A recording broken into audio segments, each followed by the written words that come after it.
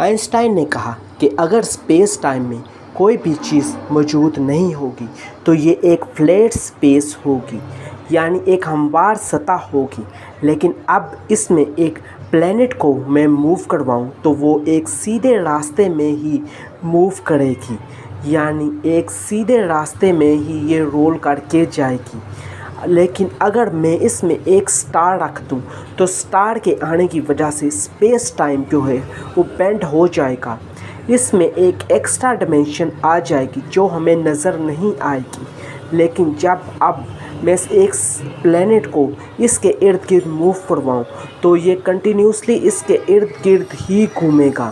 اس طرح گریوٹی کے آنے کی وجہ سے اسپیس ٹائم میں ایک کرویچر پیدا ہو جائے گا، اسے ہم اسپیس ٹائم کرویچر کہتے ہیں۔